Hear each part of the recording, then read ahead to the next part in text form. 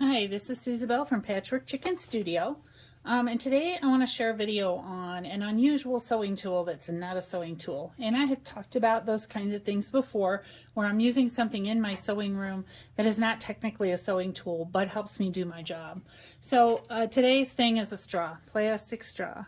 So these are reusable plastic straws. I bought an entire package of them. I have them in my car. I use them in my coffee in the house. Anytime I'm going to need a straw, I use these instead of a disposable.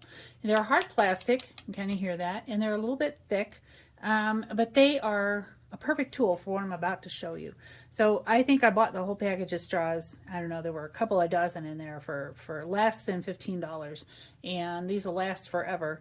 And I use them for more than just obviously straws. So this is my Singer 201 from 1952.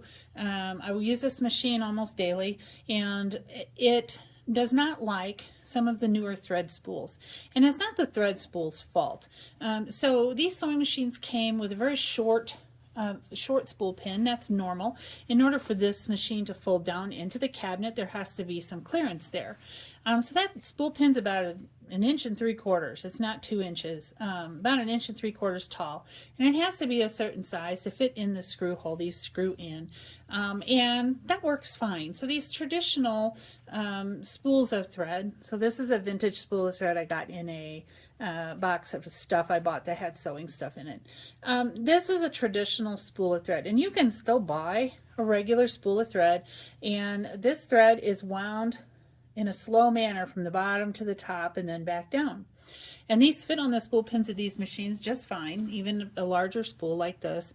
And the advantage of this is that when it's pulling off of the spool, it has smooth action. You can see it's not bouncing around, it's not wiggling, and this is perfect. However, there's only 300 yards of thread on this, and I sew for a living, so I use a lot more than 300 yards of thread in a month, and so I like to buy a bigger spool of thread. So these hold about 1,250 yards of thread, so that's a nice amount that'll last me for several months. I'm not replacing the spool as often. The cost-wise, it's good. This is all good, but there's a problem. I don't know if you can see, but this thread is cross-wound, which means when the spool is pulling from the spool pin, it's going up and down very, very quickly, unlike this one, which is just being pulled off up and down very slowly.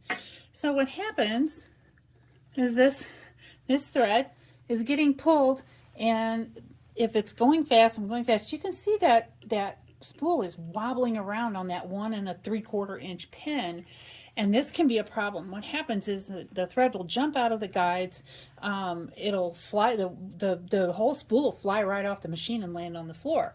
So that's not a good way to be sewing, and creates a mess. And I've seen complaints about this on the vintage sewing machine groups I'm on. Well, my solution is this plastic straw. Now, not this one specifically. I don't use a big one. I actually cut them down. So I cut them in half so I get 2 out of each straw. And once I cut it, I just cut it with a pair of scissors. I use a little sandpaper to make it smooth. And then this goes on the machine underneath the spool. So I'm going to put my spool back on here with the straw and find my tail here. I wrapped it up. So now you can see there's a much smoother movement.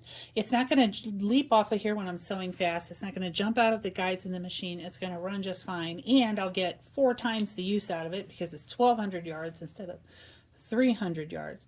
So this is a sample of a time when I'm using a tool that isn't really made for sewing to do sewing. And I do share this tip with a lot of people who ask about it in those groups, and I just thought it'd be fun to make a little video about it.